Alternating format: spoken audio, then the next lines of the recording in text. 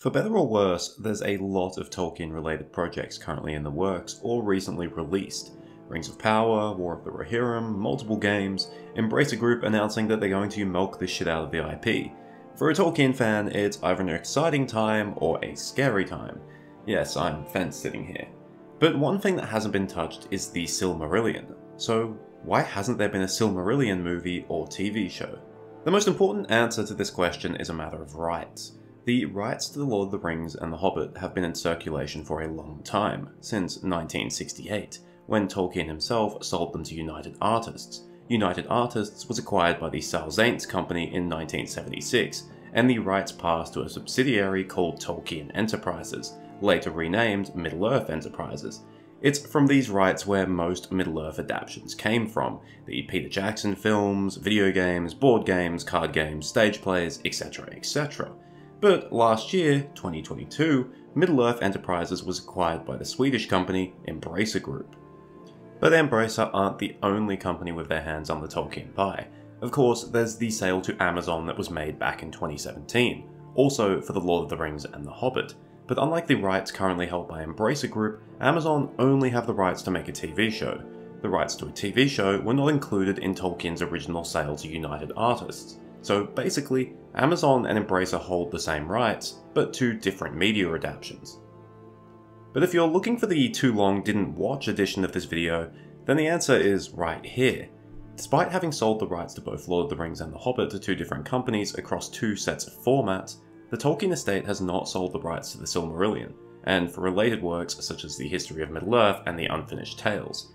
This means that the First Age, and even a significant amount of the Second Age, is out of bounds for any would-be adapters, except for names, places, or things that are named in the Lord of the Rings and its appendices.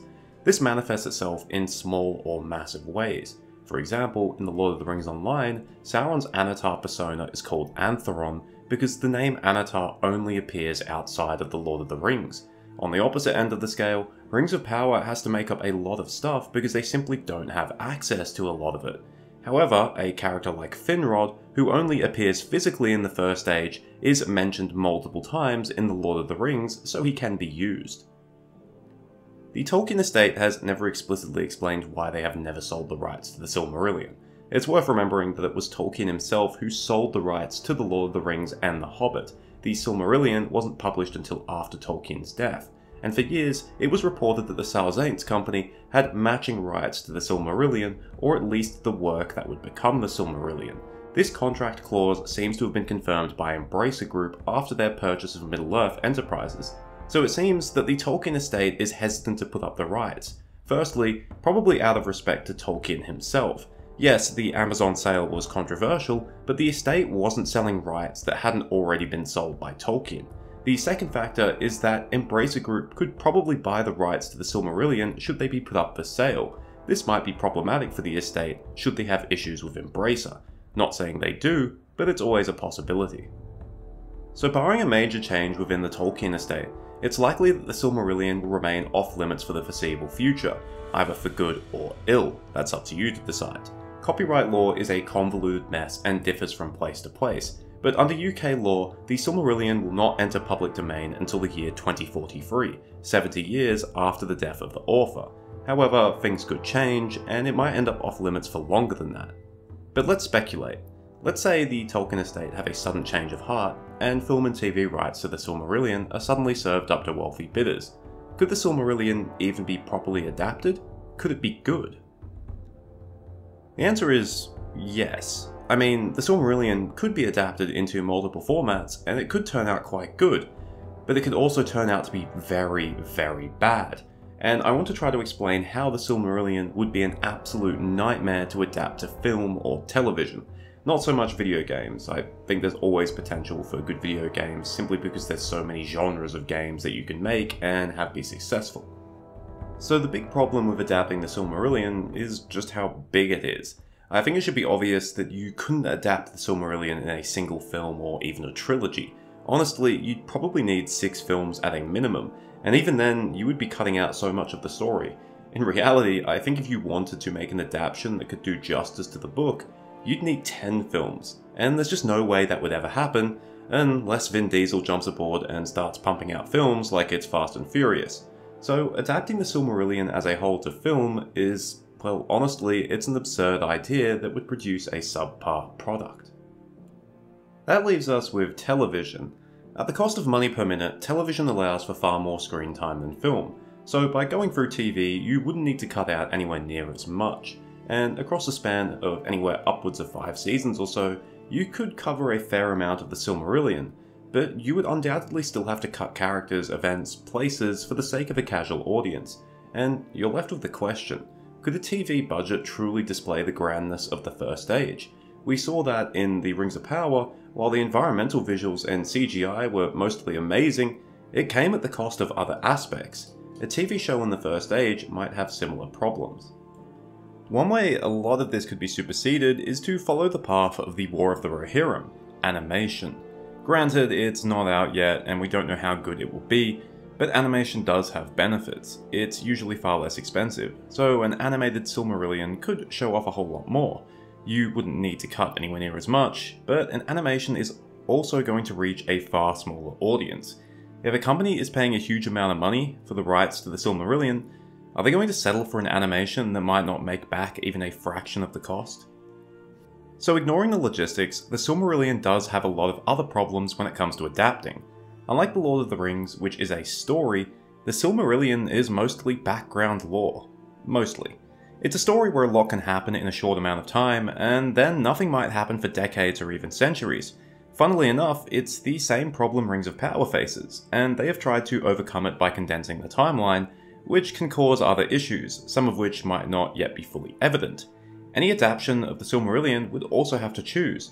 Follow the actual timeline and deal with the pacing issues and expedition dumps that comes alongside it, or condense the timeline and try to come up with workarounds to problems now present in the story. And as I've hinted at earlier, the Silmarillion has a huge amount of people, places, and events that are highly relevant to the story. Unlike, say, Game of Thrones, where much of the story occurs in a handful of locations, the events of the Silmarillion are very much spread across the entirety of Beleriand. When it comes to characters, there's so many, with so many similar names too. That many of them would have to be cut out or combined. Many of these characters don't have fully fleshed out personalities, so they would also have to be written from scratch, a problem that Rings of Power is also struggling with. Can you see a trend here? And in regards to events, in terms of battles alone, the Silmarillion has so many of them. There's the 6 main battles, the 3 kinslayings, and then a host of smaller battles which were still extremely important. The Battle of Tumhalad, the Sack of Doriath, and the Fall of Gondolin to name a few. On top of that, there's events which receive a huge amount of depth from Tolkien, like the Adventures of Hurin, Turin or Tuor, and the Quest for the Silmaril. Basically, you have to reconcile these events with the issues of pacing already present, and then you'd have to decide what to keep and what to remove. Okay, so I've painted a very grim picture.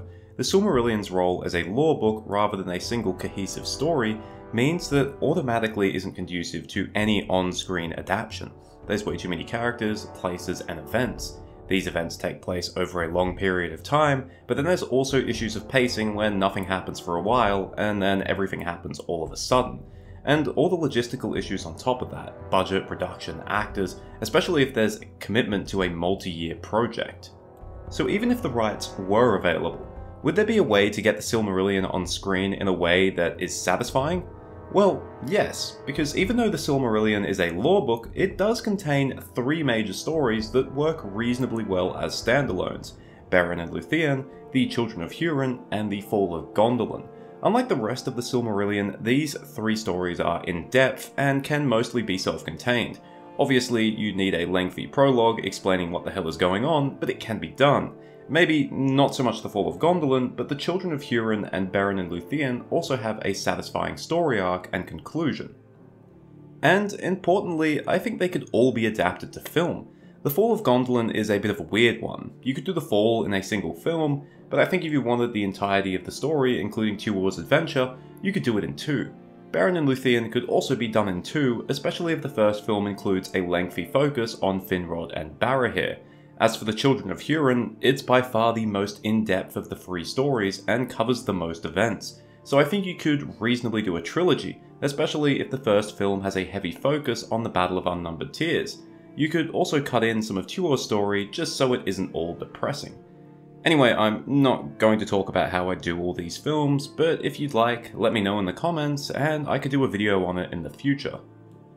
All three would require exposition dumps and probably lengthy prologues explaining the who, what, when, where, and why, but I think they would be the best bets if a Silmarillion adaptation were ever to be made.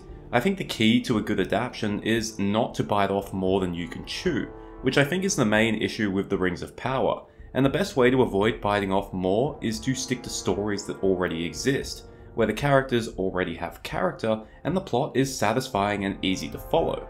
That's not to say it would be easy, but it's certainly a far better idea than trying to turn what is essentially a lore book into a cohesive story. But as I said at the start of the video, this is all academic. For those of you who don't want any Silmarillion adaptations, then it seems you'll get your wish for at least a while longer. After the sale of the TV rights to Amazon, the Tolkien estate certainly isn't short on money, and there's no indication that they're looking to part ways with the rights to the Silmarillion. Unless there's a sudden change of heart or direction, the Silmarillion will probably be off limits for at least the next 30 years. Thank you for watching, I hope you enjoyed it or at least found it interesting. I know this isn't a lore video, but I feel like it's a video that is relevant at the moment given the amount of Lord of the Rings adaptations that have been in the news lately. I hope this video clarifies why things are the way they are and why things would still be difficult even if things changed. That being said, in the right hands, I would love a Children of Hurin trilogy. Cheers, farewell, and remember, Feanor would totally be the Ned Stark of the Silmarillion adaptation. Surely this guy is going to be the main character. Oh wait, no, he's dead straight away.